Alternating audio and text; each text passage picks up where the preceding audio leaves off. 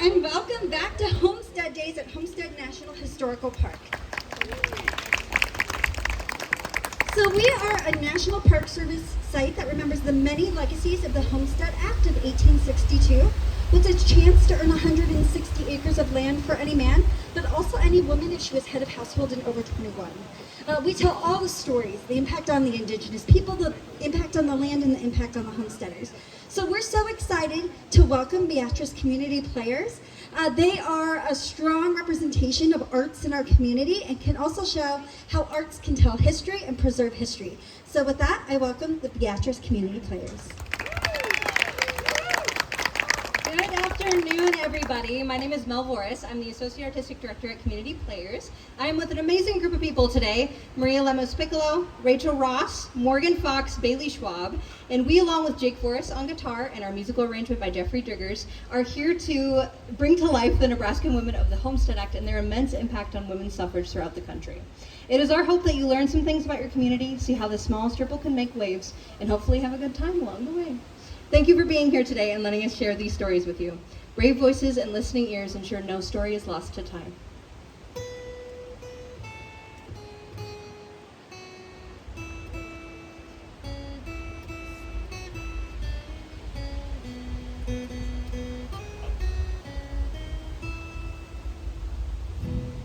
The Homestead Act, passed on May 20th, 1862, granted a tract of government land to any U.S. or intended U.S. citizen over the age of 21, providing that the claimant promised to improve the land in which they were granted.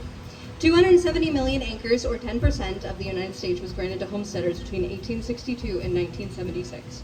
This legislation, unlike much legislation up to this point, did not dictate the gender or race of their claimants. Any person who is head of a family or has arrived at the age of 21 years, so states the Act, any person. This previously unseen openness was a boon to marginalized individuals, women, previously enslaved individuals, and immigrants from across the world. These patches of 160 acres across the U.S. were a beacon of hope, an opportunity to craft a world infused with their personhood, not in spite of it. Today you will hear about and from a group of women from across Nebraska who found their footing to make great waves across the state and the country through their beginnings in the Homestead Act. These women were homesteaders, writers, educators, businesswomen, and their impact can still be felt today. When you hear their stories from the past, I urge you not to let them settle in a long-forgotten time. These women had a dream, one where they would be seen as people far beyond what they were deemed at birth. They dreamed to spread their wings and find comfort in a community where their voices and efforts were valued.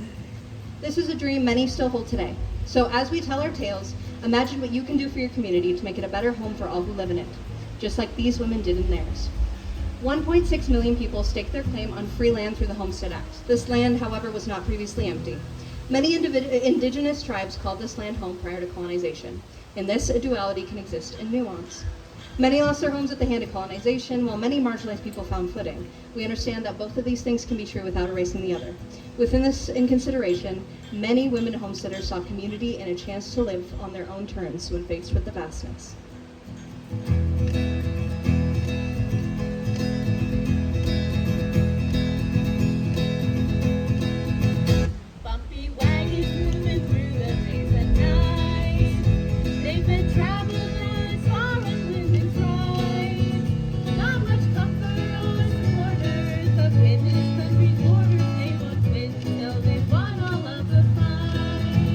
They'll be coming around the mountain when they come. They'll be driving 6 white horses when they come. They'll be talking new solutions, women's suffrage revolution, and we'll all go out to meet them when they come. Join your sisters on the line.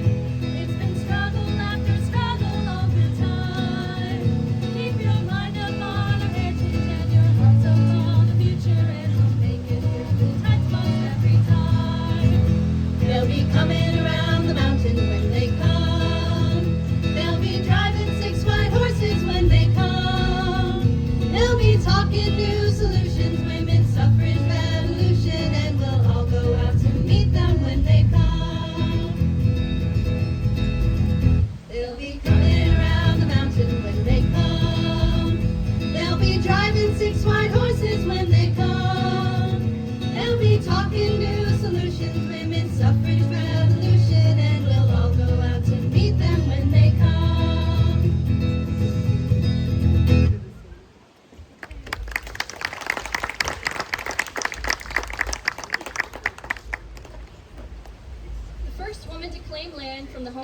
act was Mary Meyer. Mary, a German immigrant, claimed her 160 acres in Gage County, Nebraska, with her husband Philip on January 20th, 1863. This was just 19 days after Daniel Freeman, her neighbor and renowned first homesteader of the Homestead Act, claimed his. Philip passed before the Homestead Act went into effect, but nevertheless, Mary Meyer claimed the land she and her family had been living under her own name. While there wasn't a wealth of information about Mary, she is a symbol of the grit it took to withstand the harshness of the time. She was independent, a fighter, and likely wasn't one to back down from a challenge. She was the first, paving the way for all who came after her. We'd been on this land a long time, since 1860. We figured we could till it, build it up, make a real home for ourselves. Maybe we'd buy it, maybe someone else would. Either way, this little patch was ours for the time being. In those years before the Homestead Act, my Philip died, bless his soul, leaving it all to me. Women don't own land, you see. I figured one day someone would stake their claim on my acres, leaving me and my little ones to find a new place to call home. But the act accounted for that. I'm a widow. So as long as I have 2 witnesses stating that I made improvements after 5 years, the land stays mine. So I worked. Golly, did I work. In that time, with a bit of help from my son-in-law Joseph, just over the rise there, I built a house, planted fruit trees, tended the grapevines, built a corral, a corn crib, a chicken coop, and a well. Now, a woman's hands don't have to stay soft.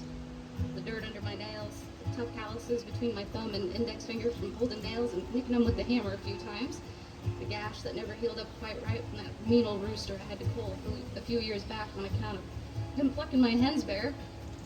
These hands put a roof over my head, kept my little ones warm, even kept a wary wanderer out of the wind a time or two.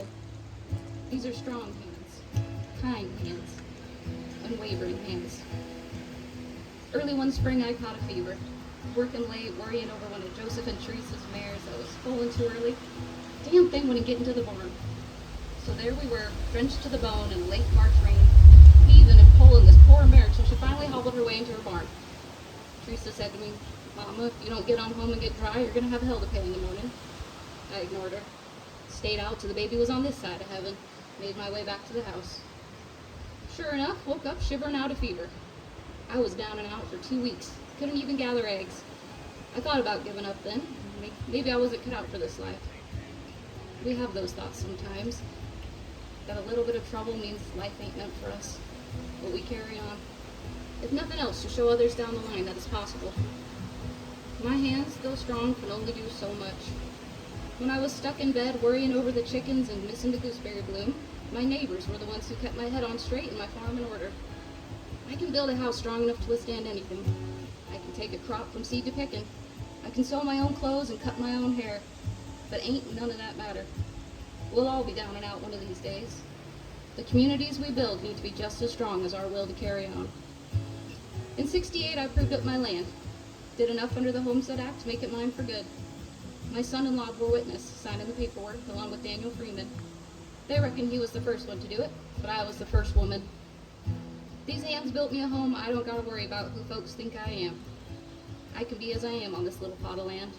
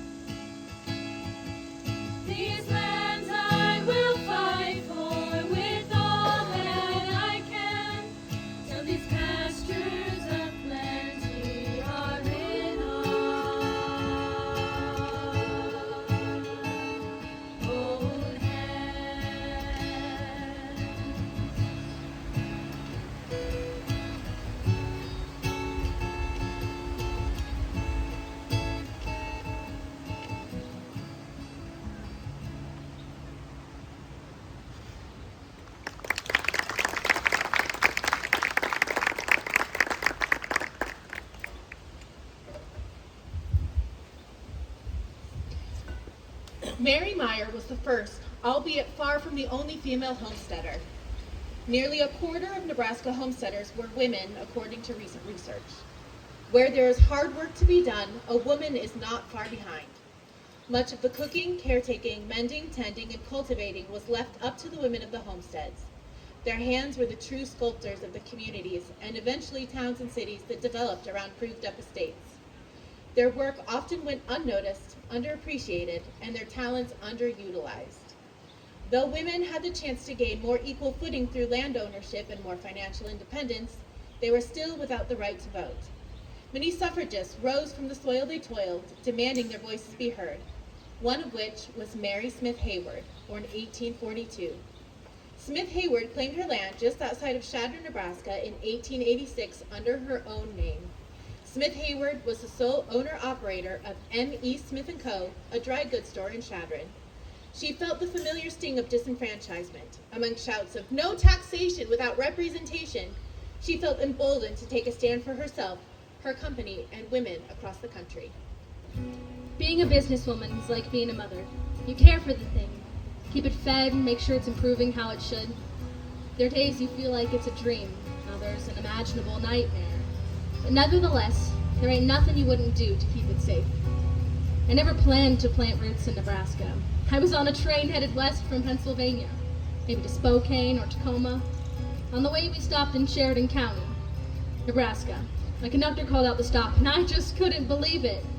I read about the outlaw horse thief Doc Middleton in the Western Life, who'd spent time in Sheridan County. Thought Nebraska was worth a little bit of my time. I decided to stay here, eventually making my way to Dawes County, claimed 25 acres, and married William. I became the first woman entrepreneur in Dawes County in 1980 with M.E. Smith & Co., my dry goods store. That baby took off like a steam engine. Folks from all over western Nebraska came to my store, buying me near out of my stock every week. As my income kept rising, folks may be thinking I'd living high, though it seemed all my money had come and left in taxes. I don't mind paying what I'm due, but every year the taxes rise. My business is giving me more in taxes than most of the county. I should get a say in how they're used. I've been hearing women coming and going, talking about equal rights and suffrage and the right to vote. A woman named Marcy moved to Dawes County a few years ago, after I set up shop. She was sharp as a tack and going on and on about the books she'd read while she nursed the babies and went to sleep. She was a very sparkly young thing, full of ideas. She came to buy some flour one summer afternoon and was sprouting off as usual. My gosh, Mary, I don't even know how she does it. 14 years she's been sewing for the men at the train depot, and she ain't even seen a cent.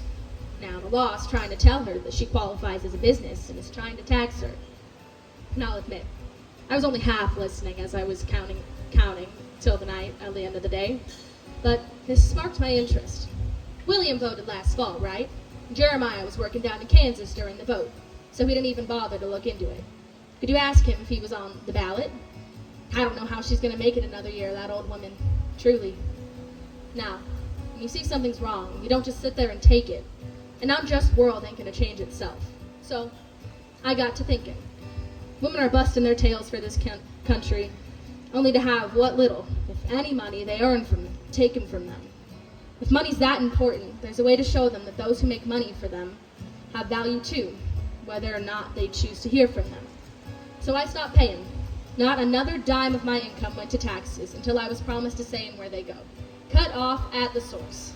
This little act of defiance started a wave through the prairie far bigger than me.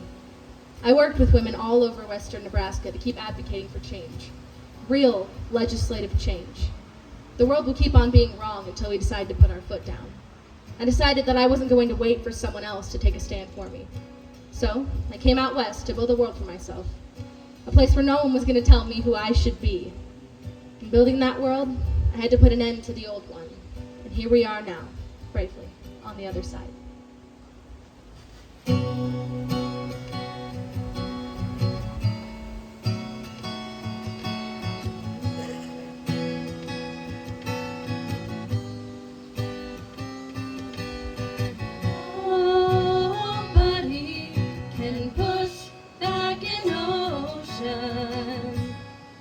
It's gonna rise back up and play.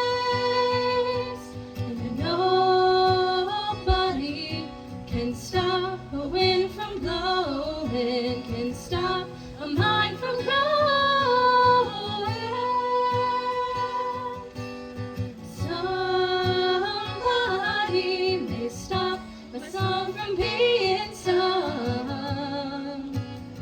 But the song will live on and on. You can't kill the spirit.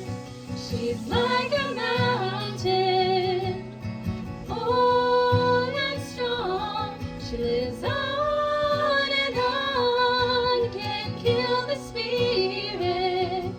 She's like a mountain, bold and strong. She lives on and on.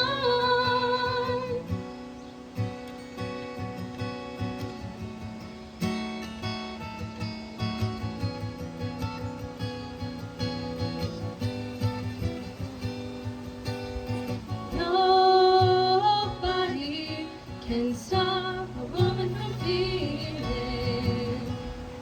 She has to rise up like the sun. Somebody may change the words we're saying, but the truth will live on and on. You can't kill the spirit. She's like a mountain, old and strong. She lives on and on. You can't kill the spirit. She's like a mountain, old and strong. She lives on and on.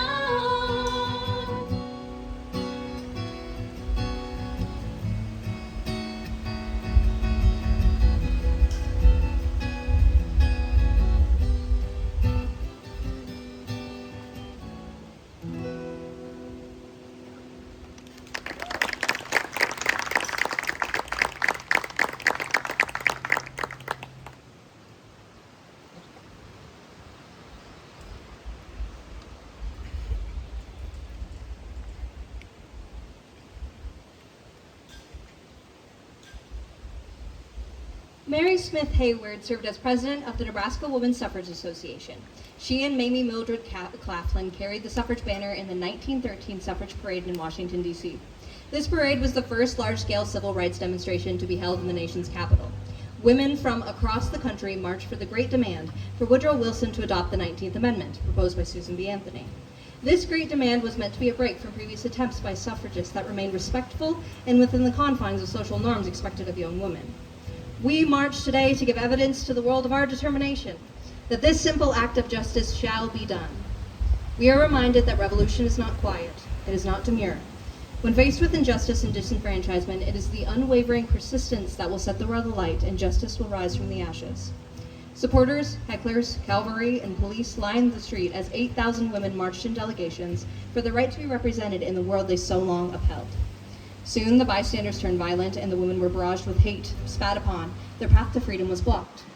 The women linked arms and marched through the crowds, their determination unalienable. Women homesteaders like Mary Smith Hayward ensured that their voices were not lost in waves of dissent, and they continued onward. Among the 8,000 were women who did not only march for their womanhood, but in hope that one day people would stand for their rights and enfranchisement as people of color. Even before the barrage of bystanders, black suffragists were under attack by their own contemporaries. Ida B. Wells was asked not to march with her contemporaries from the Illinois delegation, and was instead asked to walk in the back of the parade. She refused. She stood among the bystanders and joined the Illinois delegation as they passed. May we be reminded that our freedom is intrinsically linked and that freedom for one means nothing if it does not work for the freedom of others.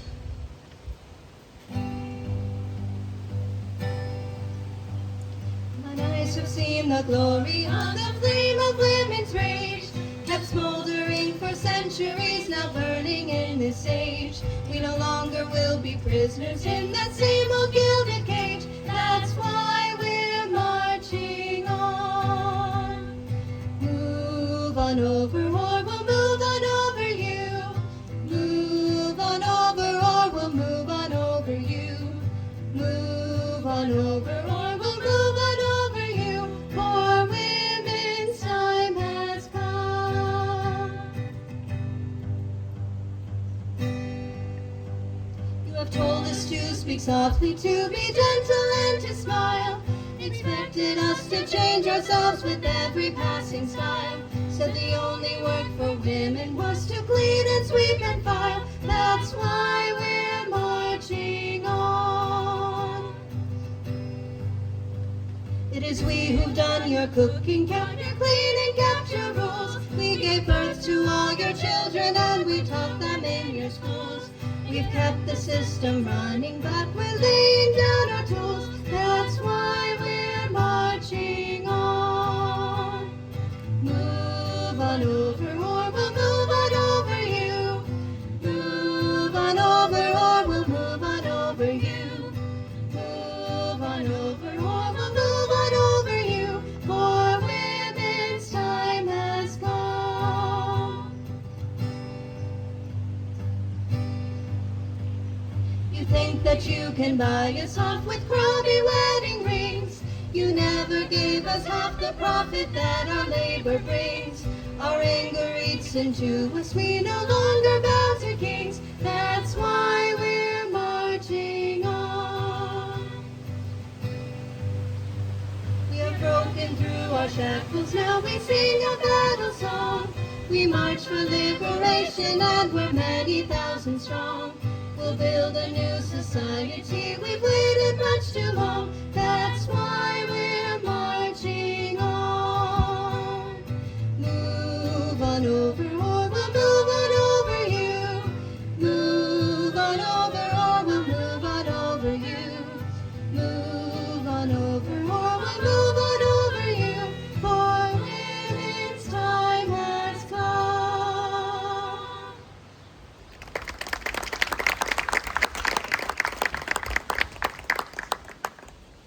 This immense national display was not the beginning nor the end of the work to be done by the suffragists.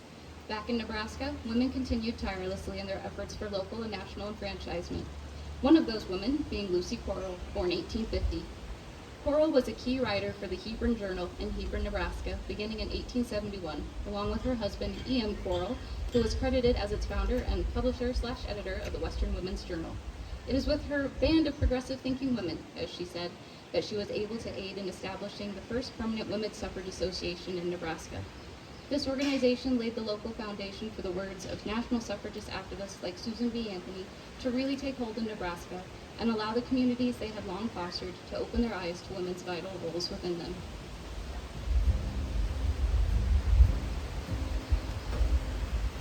What are rights, truly? Do we have the right to breathe fresh air, the right to lay in a soft bed after a long day's work, the right to kiss our little ones' heads before they drift off to sleep? Do we have the right to dream, to think for ourselves, to wish for a better world? Often it seems that these things we may see as rights, what's right and just and good for all of us, weren't inherent until they were fought for. I came to Nebraska in 1869 when I was just 19 with my husband Erasmus. We lived on a homestead outside of Hebron. Erasmus and I spent our days writing and editing for the Hebron Journal, 26 years all in total. We didn't just write the ongoings, the new windmill out past Mile 5 Hill, or the break-in at the bank. We wrote about real issues, women's issues. Our words spread out far past Hebron, all over the state, especially after we started writing in the Western Women's Journal. I found out not many were thinking about women's rights, not that they were against them, but simply that they hadn't known anything else. Many women across the country had been settled in their lives, picking and splitting beans in the garden, drenched in sweat, canning this year's mulberry jam, and hemming the same pair of pants for the 100th time that, golly, how does he keep ripping through them? It's a good life, a simple life. No one is faulting them for it.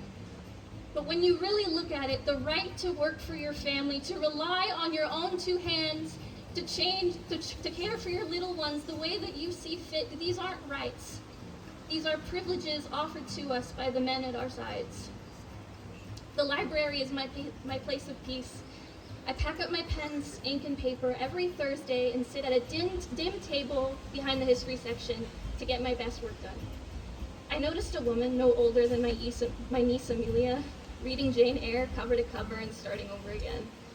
Every day she shelved it perfectly back into place with a small slip of paper peeking out to mark her page. I didn't see her one day, Then weeks of Thursdays went by.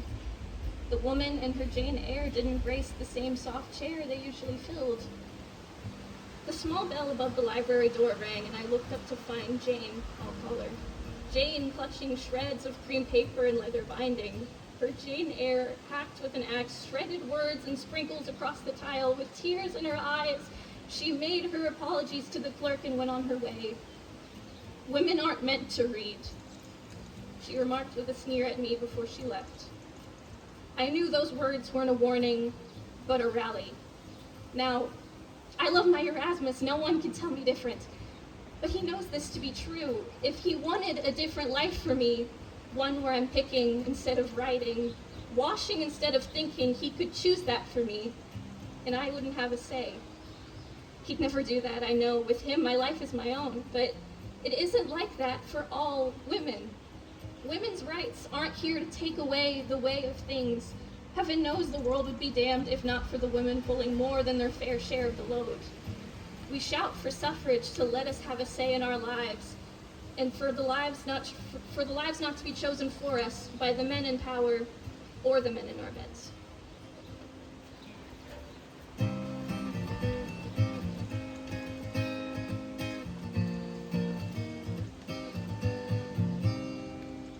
Don't shut my sister out, trust her choices, her women's wisdom and her will to grow. Don't shut my sister out, trust her vision, her intuition and her own way to go. Sometimes I find myself taking a stand inside, finding rocks among the shifting sand, and sisters gather around holding hand in hand, saying, this is our story, this is our land. Don't shut my sister out, trust her choices, her women's wisdom and her will to grow. Don't shut my sister out, trust her vision, her intuition and her own way to go. I see pointy fingers, I hear calling names, I see our strength being shattered by fear and pain. Can't you see the writing on the wall? If we don't join together, well, we're all going to fall. Don't shut my sister out, trust her choices, her women's wisdom and her will to grow. Don't shut my sister out, trust her vision, her intuition and her own way to go. A special woman shouldn't have to hide. I want to fill you and go with you right by my side. Won't you come as you are? Won't you fill out your minds? Won't you help build a sisterhood we all can shine? Don't shut my sister out, trust her choices, her women's wisdom and her will to grow. Don't shut my sister out, trust her vision, her intuition of her own way to go.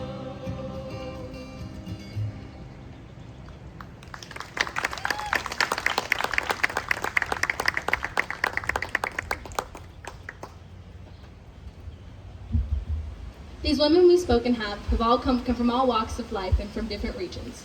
Mary Meyer came from Germany and toiled her land under her own name in Gage County. Mary Smith Hayward, originally from Pennsylvania, staked her claim and became the first businesswoman in Chadron. Lucy Coral, also from Pennsylvania, made Hebron her home for writing suffragist articles and making waves throughout the state and changing minds along the way. Lastly, Clara Bewick Colby, born in 1846, born in England, made her way here to Gage County and established the Beatrice Public Library and served as principal for Beatrice Public Schools, all the while establishing the Women's Tribune, Nebraska's second women's suffragist paper and the second longest running women's suffrage paper in the United States. All of these women share a common thread. They journeyed to Nebraska to build their lives in communities that would not settle for inequitable treatment. Now, this is not New York City, this is not Washington, D.C. Here, in Nebraska, our people have always had an instinctive pull to justice.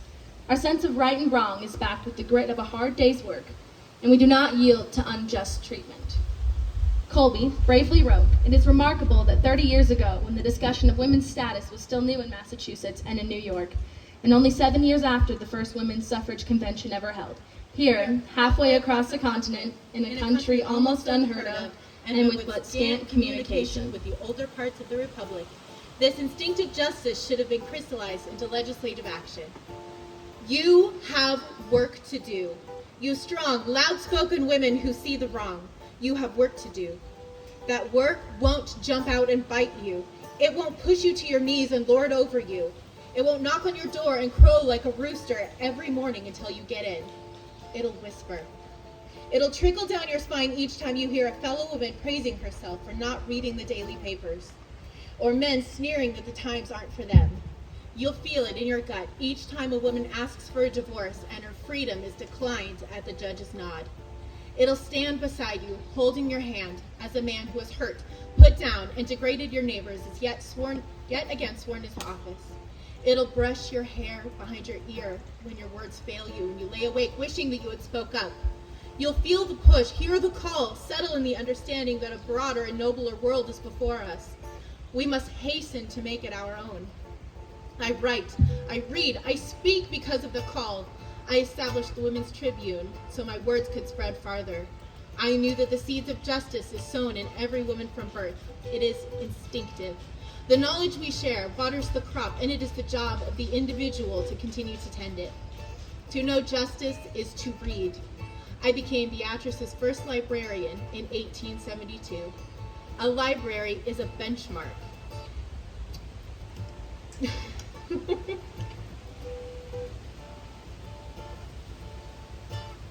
It shows that we are respectable, knowledgeable, and progressive.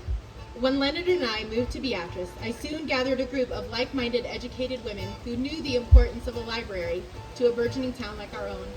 We called ourselves the Ladies' Liberty Association of Beatrice. Together, we formed our mission for the library.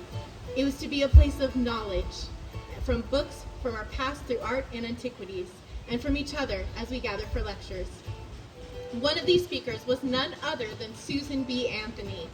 I am proud to call this passionate, brilliant suffragist a friend of mine. She wrote me a letter not long after she spoke in Beatrice to over 1,000 attendees. She wrote, "Women such as you have individual work to do, to lift the world into better conditions, and I hope you will not allow anything to stop you from doing what seems to be your duty. I long to see women being themselves, not just mere echoes of men." Miss Colby, for you and every woman to help tell what you are doing helps rouse other women to do likewise. Women want to be helped into the feeling that they can help the good works they see being done. We have been told we couldn't do anything but help the individual man or men of our families so long and so constantly that very few women can call themselves to get any work done above that. We, as women and humans, are designed to fight for what is right. Through our writing, reading, speaking, and listening, we kindle the spark of justice in each other. Women's suffrage will only come to pass if we are arm in arm, mind and mind, working for the bright world that is before us.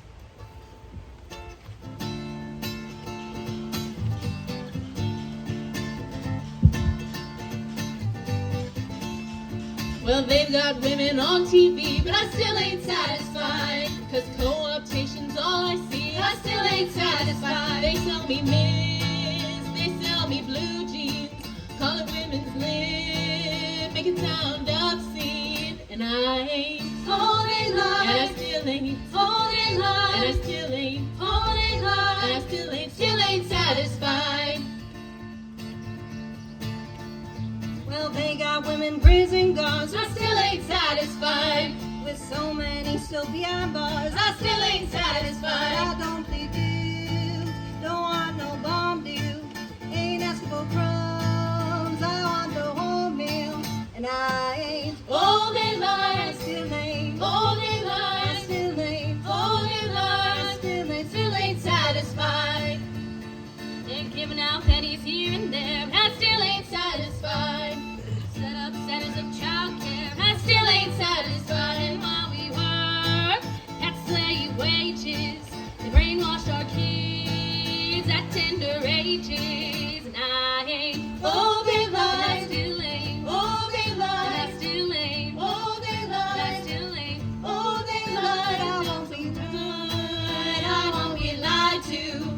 I did decide that halfway won't do, and I ain't holding on, and I still ain't holding on, and I still ain't holding on, and I still ain't holding on, and I still ain't holding on, and I still ain't holding on, and I still ain't holding on, and I still ain't satisfied.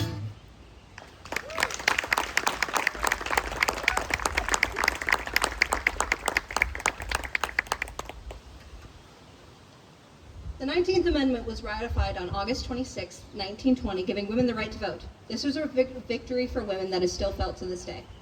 Homesteading women of the West were a backbone of this movement, and while not all of them lived to see this victory, we thank them for dedicating their lives to this cause. Our fight for justice did not cease in 1920. People of color were not allowed to vote until 1965, and many people who exist in our communities are still barred from this right. Let the stories of these women ignite a fire of justice within you, not lead you to be complacent. The work is not done until all of us are free. We may never live to see the world we dream about. We may never sit in the shade of the trees we plant, but our children and their children and their children will, if only we plant them today. We leave you with a poem published in 1888 by the Women's Christian Temperance Union. I know my hand may never reap its sowing, and yet some others may. And I may never see it growing, so short my little day. Still I must sow, though I go forth weeping, I cannot dare to stay. God grant a harvest, though I may be sleeping under the shadows gray. Thank you all for coming to the Homestead Days and listening to us today. Again, I am Alvoris, along with Maria Lemus-Piccolo, Bailey Schwab, Rachel Ross, Morgan Fox, Jake Boris on guitar, and our musical arrangement was done by Jeffrey Driggers. We are film community players, your local theater here in Beatrice. Come see us at the theater. Thank you so much to the Beatrice community players. Another round of applause for them. So definitely be for sure that you are drinking that water. We have demonstrators inside, so experience the cool. We also have farm demonstrators across the bridge, as well as a living timeline to show the connection of American history, ending in the 1980s with the petting zoo and the rise of agro-tourism and pumpkin patches. So go and check that out. Be for sure you're drinking water, sunscreen, and bug spray. So we're going to transition